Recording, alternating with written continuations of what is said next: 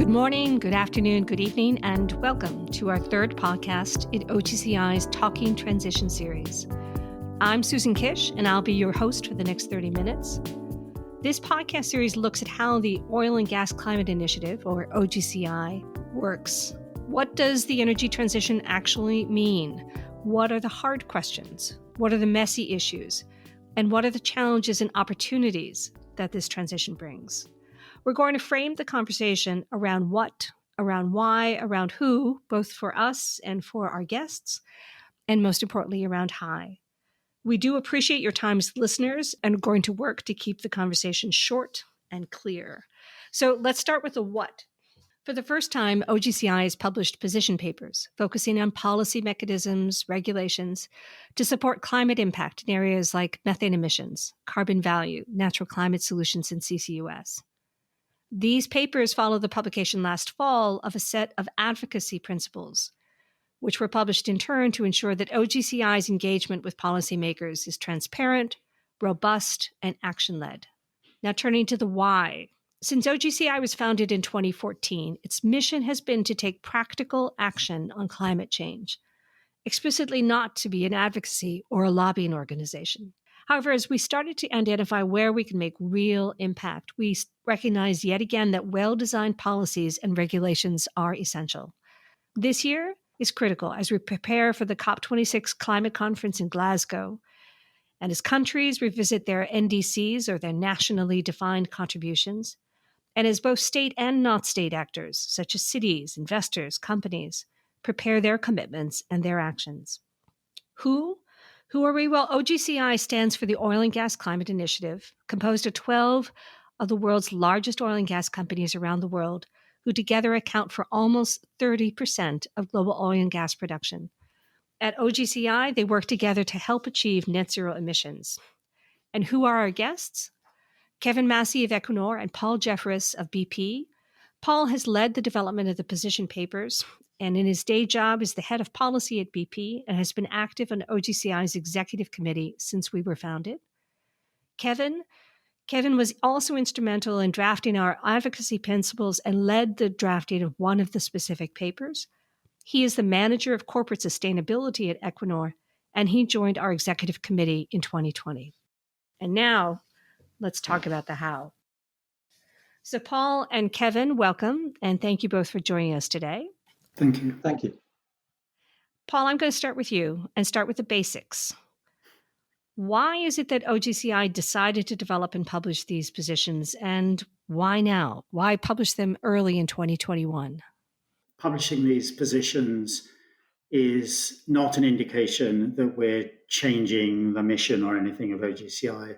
I think what we're trying to do is amplify the effectiveness of our mission. We remain absolutely focused on action and delivery, but we believe that policy can help us to accelerate action. And so it's important for us to communicate as clearly as we can to policymakers what we need. And we can do that both nationally in our countries and internationally. This year, now, we support the aims of the Paris Agreement, and we think that policy is going to be needed to deliver them. The COP year, COP26 in Glasgow, is the perfect year to do this, and we aim to do it both through our own governments nationally and internationally by engaging on Article 6, which is part of the Paris Agreement itself. Thank you. Kevin, I'm going to turn to you, and Kevin, welcome. Thank you. Nice to be here. How do we know if these policy papers are going to have impact, if they're useful? How do we know that we've come with gifts that people actually want? Well, I think the first thing to note is that governments are asking for them. We see and hear in our engagement with policymakers around the world that they are looking for industry to step forward, both in terms of action, but also in terms of using our voice. And I think there is a real challenge here that's only going to be met through collaboration between industry, policymakers, and civil society. And at the end of the day, governments set the rules of the road and the framework conditions in which we can make investments and do our business and take the actions that Paul was talking about. but they need support and they need signals from the business community that what they would like to propose or what they're thinking of proposing in terms of regulation and policies is going to work. And I think we as industry and as a large representative group of the oil and gas industry can really show good faith and signal our support for policies that we think are important to achieving the goals of rapid decarbonisation. So, Kevin, with that in mind, could you describe how we went about the top choice of the first 5 papers that we're publishing right now? How did we pick those 5 as the ones to start this process? Well, I think some of them are perennial policy issues that I think there is widespread acknowledgement need to be addressed, such as carbon value. But others are specific to what we see as an opportunity this year in the year of COP26 to really have constructive input into the process that governments are going through as they put together their NDCs or their offers to the UN process. And so the 5 issues that we focused on were really in the sweet spot between items that are of large, high consequence in terms of making a difference in the challenge and the fight against climate change, but also those where we feel like we have agency. And so the papers range from carbon value through the role of carbon capture and sequestration, through the role of natural climate sinks, and then to some very operational action-focused issues around our own operations in the form of methane from oil and gas operations. Paul, you've been working in the area of policy for many years at BP and other places before that. Can you talk about process? It's probably very different to work at policy at a single company like BP, where you are now, and to work on developing a policy with a consortium of 12 companies, all with different governance, many with different national governments. And just give us a little bit of insight into how you actually were able to shepherd this process to get us into a single set of 5 papers. Well, you're absolutely right, Susan. It is quite difficult to reach agreement, not just on public policy positions, but on many issues to do with the energy transition, climate change, and action within the OGCI. Because, as you say, each company is coming from quite a different perspective, from a different country sometimes, certainly from a different place in the oil and gas world. Some of the companies are so-called international oil companies whose stocks are traded on the market. Other companies, in one way or another, formally or informally, are part of their host governments and may or may not be traded on the open market. So very different perspectives from each company. But actually, I think those different ingredients, if you like, are what make for an interesting mix and what lead to some quite innovative and interesting ideas and proposals. And I've stayed motivated to engage with the OGCI partly because I enjoy observing that process, and in particular, seeing that we're making progress from that process. We're making a difference and moving forward. And that takes time, and the progress may not be as fast as some would like. But increasingly, I see it being productive because, first of all, we understand and see different perspectives from the ones that we came into the OGCI with, and that's part of the whole point. It helps us to build trust as time goes by and we understand each other's perspectives a bit more deeply. And ultimately, it enables us to reach compromise and alignment. And at this point, certainly, we've built trust and we've understood each other's perspectives to the point where we really are building momentum and moving forward now, including, I would say, by agreeing and advocating these policy positions, which is something that I think would have been unlikely 3 or 4 years ago at the start. And I guess the other point I would make about the process, just because these positions or the actions we take are done on the basis of consensus. And at the end of the day, they're pretty simple and straightforward.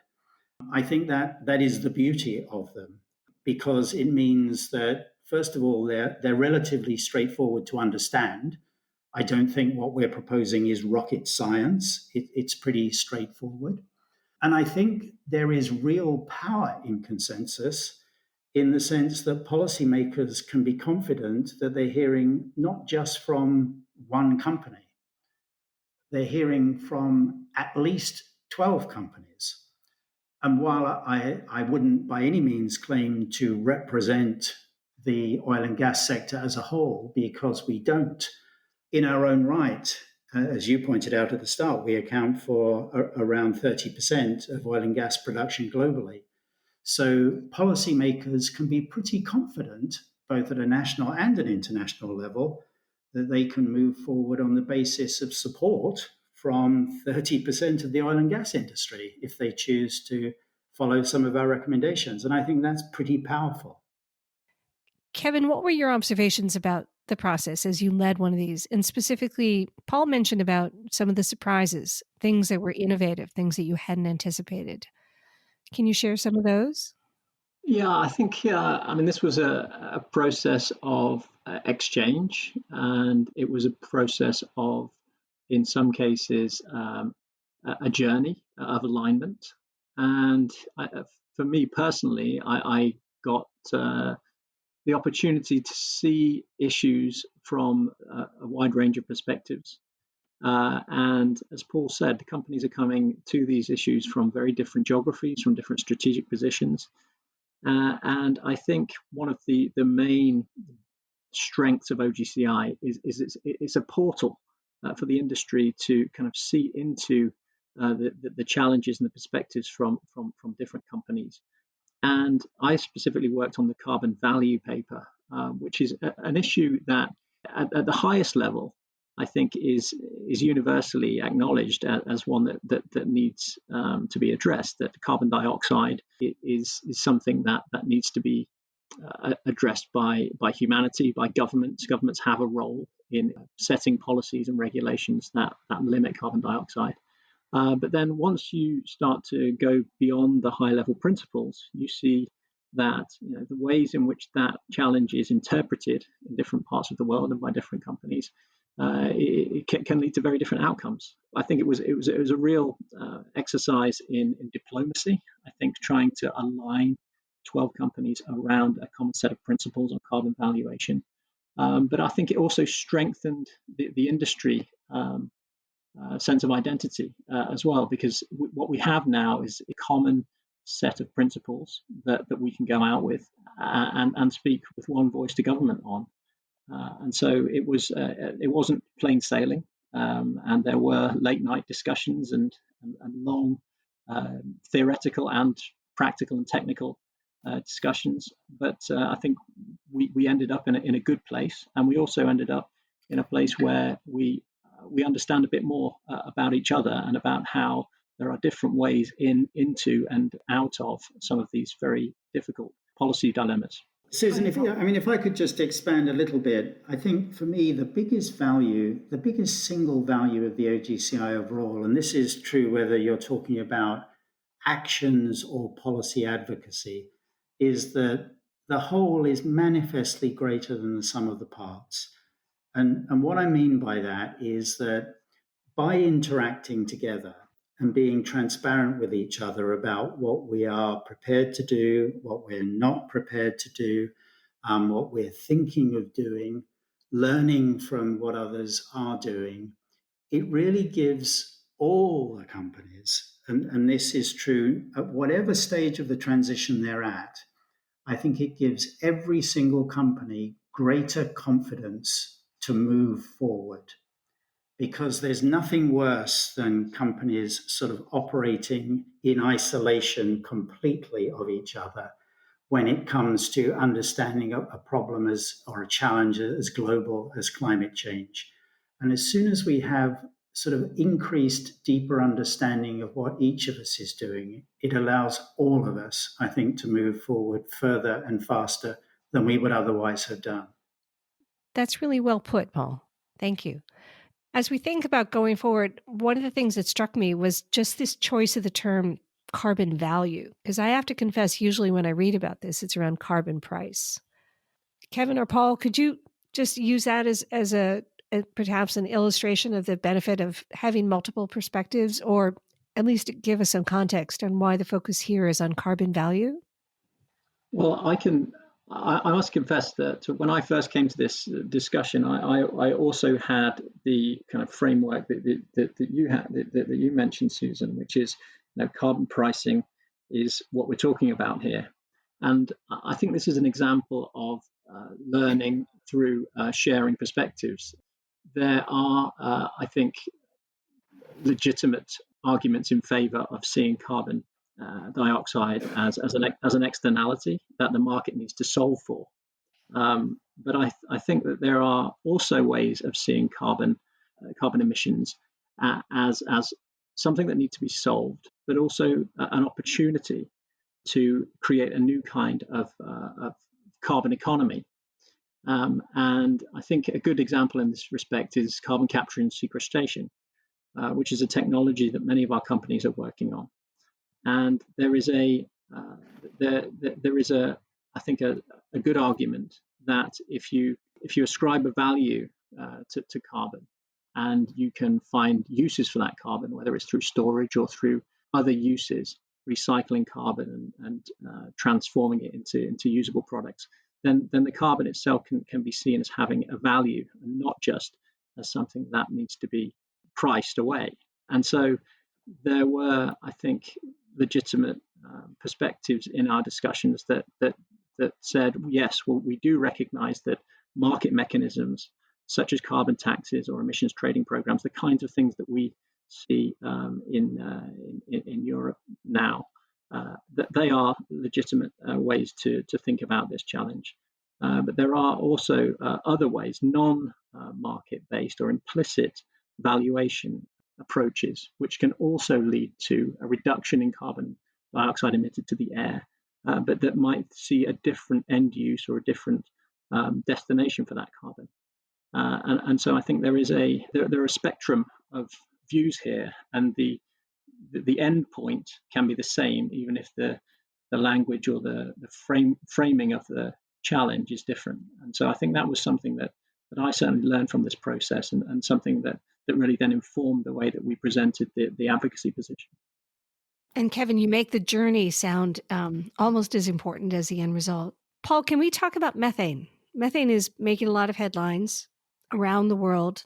The role of the oil and gas industry in methane emissions seems to be paramount. And I think some people might be surprised by the recommendations in the methane policy paper. Could you just highlight what that paper is about and what difference you think that and the impact you think those policies might make? So you're absolutely right. I mean, methane itself is a powerful, although short-lived, greenhouse gas. So because of that, we believe that ambitious reductions in methane emissions are needed to meet climate goals, especially under the Paris Agreement. The oil and gas sector emits methane. And for that reason, as a general action, the Oil and Gas Climate Initiative is committed to managing methane emissions ourselves from the oil and gas value chain. But to enable us to accelerate and amplify our action, and to ensure that methane reduction activities are undertaken elsewhere in the economy, outside our immediate value chains, we need policy support to do that. And so at the highest level, I think wherever appropriate, we think there should be methane targets in national greenhouse gas reduction strategies. To support the delivery of those targets, we think there should be well-designed direct and indirect methane regulations at both the national and the regional level, and that they should focus not only on new potential sources of methane, but on existing sources as well. What do we mean by well-designed? Well, one thing is that we need to consider both the ability of the policy to reduce methane, but also the cost of that activity to industry and society, and strike a careful balance. We think to help with that balance, you need to incentivize early action and ideally, wherever possible, to stimulate innovation through whatever the regulatory approach is. And absolutely critically, you need to ensure that the methane reductions that you're incentivizing are, if you like, real. And the best way to do that is to use standardized, what are called monitoring, reporting, and verification frameworks. So together, we think that constitutes a kind of a comprehensive package that will help us and others reduce methane cost effectively, efficiently, and again, faster than we would otherwise perhaps have been able to do. I'm going to close the conversation by asking you both around you and OGCI and why you're here. Paul, if I read your bio back correctly, I think you read medieval literature at school. And I just wondered I did. if you ever thought you would be, the global head of policy at a BP and really working with 12 of the world's largest oil and gas companies to develop these kinds of policies. Well, the honest answer is no. I didn't think that. But I'm very glad that it's worked out that way. And it hasn't worked out that way entirely randomly for random reasons. And what I mean by that is that when I studied medieval literature, which I did for a long time, for 20 years or more. Some of it here in Boston, if I read correctly. That's right. Yes, I lived in Boston for 20 years, the first 10 of which were focused on medieval literature, and the last 10 of which were focused on economics and environmental policy. But the reason I made the change was that while I loved medieval literature, and I still love it, I increasingly wanted to do something that I felt was important and useful, not just interesting for me.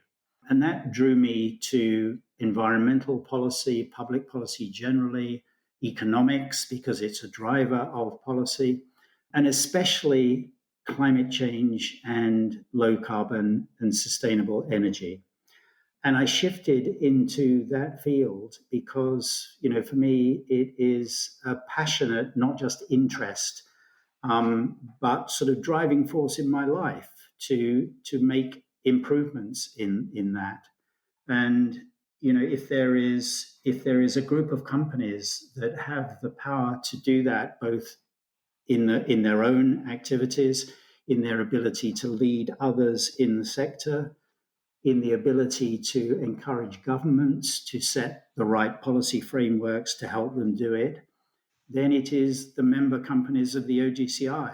And so I've been really thrilled and proud to have been part of that journey. And as I say, for me, it feels as though we are only just hitting our stride, and that, it's going to be, I was going to say, all downhill from now on.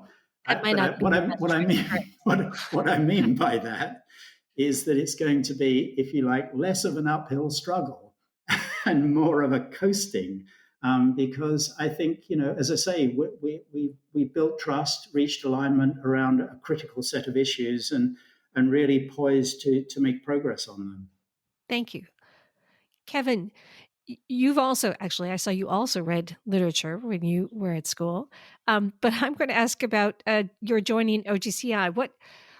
What inspired you to work to represent Equinor at the table? And also, what surprised you since you've joined? Well, I had a similar journey into the energy sector. I came from the world of think tanks and research, and before that, I was a journalist. And at each stage, you write so well. Well, thank you. I was, but at each stage, I was conscious of trying to either document the energy system and some of the challenges in it, or work on policy related to the energy system. And the more I looked at it, the more I realized that the real kind of units of analysis and agents in the system are the companies that make the investments. And I joined Equinor with a view that it was a company that was a real change agent in the energy transition. And I've seen that has been the case, and I think it's true of many of the companies in OGCI. But there is only so much that one company can achieve, and I think the beauty of OGCI is its scale and the ability to find common ground and to move as, if not an entire industry, as a significant proportion of the industry in a leadership role.